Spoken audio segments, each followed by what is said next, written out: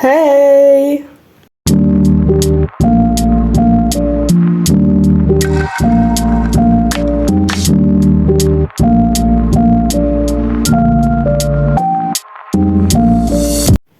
Vous l'avez vu au titre, vous le savez, maintenant c'est vraiment devenu un de mes formats de vidéos préférés. C'est un LPS, un film ou une série. Et aujourd'hui on s'attaque à un film qui a fait parler cette année et qui vraiment a pour moi révolutionné la vision qu'on avait tous du cinéma français. Vraiment, je pèse mes mots et je dis les termes. Parce que oui, on va être honnête, le cinéma français, je l'ai toujours considéré comme juste de la comédie. Et ça s'arrêtait là. Alors qu'en fait, non. On peut le voir du coup grâce à Le Comte de Monte Cristo, avec pour acteur principal Pierre Ninet, qu'il y a autre chose que de la comédie à sortir pour le cinéma français et que ça rend des choses, mais waouh! Je tiens donc oui à bien préciser que là, on va du coup faire un LPS correspondant à un personnage du film qui est sorti bien cette année, donc celle-là, hein, cette version-là, pas une autre. Et c'est parti! Je tiens avant toute chose de préciser que potentiellement il y aura quelques spoils par rapport au film, donc si vous ne voulez pas être spoilé, eh bien n'hésitez pas à aller sur d'autres vidéos de ma chaîne, et voilà. Bon, alors il y a beaucoup plus d'acteurs, mais j'ai pris entre guillemets le pack de base. Donc on va commencer en premier donc avec Edmond Dantès, donc c'est ce Tekel. Alors, pourquoi j'ai choisi ce Tekel et pas un autre LPS? Alors au début je voulais prendre un caméléon pour représenter le fait que Edmond Dantès, le comte de Monte Cristo, voilà. Sauf que déjà j'ai pas de caméléon et je ne fais qu'avec des LPS que j'ai déjà. Et puis en voyant ce Tekel, je me suis dit, en vrai, il pourrait faire une vibe à la Edmond Dantès parce qu'il est vraiment... les Tekels sont une forme très populaire, donc il devient très populaire au début du film auprès de beaucoup de monde. Et je me suis dit, pourquoi pas. Et en vrai, même en tant que le comte, je trouve que quand même il a un certain charisme. Et c'est ce qu'il faut en fait. Donc après Edmond Dantès, je veux vous montrer Haïdé en version LPS. Alors, j'ai choisi cette biche pour représenter Haïdé. Alors, de base, je voulais un chat, parce qu'en fait, elle est très féroce envers certains personnages. Et je trouvais que ça faisait un peu la vibe en mode tigresse, chat. Et puisque j'ai pas de tigre, je me suis dit, je vais me tourner sur un chat. Sauf qu'en fait, en voyant cette biche, je me suis dit, mais ça rend trop bien en fait. Parce qu'en fait, Haïdé a une voix tout simplement magnifique. Et je trouvais que ça correspondait mieux à une biche qu'à un chat, sa voix. Et surtout, c'est que les biches, du coup, elles fuient pour éviter de mourir. Et elle se bat continuellement entre ses sentiments, ses émotions, son passé et tout. Et je trouvais que ça rentrait super bien avec le personnage donc, de la biche. Qui dit Haïdé dit Albert. Alors, pourquoi j'ai choisi un hamster, cochon d'Inde, je ne sais jamais. Déjà pour les cheveux, voilà, enfin, et puis même vous avez l'image. Donc déjà pour ça, oui, c'est très cliché, mais de base je voulais partir plus sur un mouton, parce que les moutons c'est tout mignon, il y a des petites bouclettes, et puis c'est super gentil. Sauf que j'ai pas de mouton qui ressemblait vraiment donc à l'acteur, et en fait quand j'ai vu ce cochon-là, je me suis dit mais c'est parfait, parce que il est petit, il est trop mignon, il a l'air doux, il est calme, et je trouvais que ça rendait super bien avec le personnage de Albert.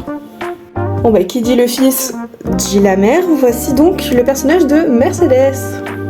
Alors pourquoi du coup j'ai choisi ce fameux furet? Alors au début je cherchais parmi genre les chiens et les chats, mais je trouvais pas vraiment ce que je voulais. Et en fait en voyant les furets, je me suis dit qu'un furet ça pourrait super bien passer. Donc j'en ai pris 2-3 et en fait ça n'allait pas, alors que elle, je trouve que c'est parfait. Genre son regard peut tellement donner tellement de possibilités, surtout que le jeu de regard de l'actrice dans le film, il est incroyable, d'accord? Vraiment, quand elle vous rencontre le comte, ceux qui ont vu le film, vous savez, le regard et le jeu qui a été, c'est magnifique. Et puis même, en soi, Mercedes, du coup, elle est très douce avec son fils, elle l'aime d'un amour inconditionnel. Et je trouvais que franchement, ça allait super bien, vraiment. Ensuite, nous allons donc parler de Andrea, alias donc le prince, fils de l'ami du comte, dans donc le film.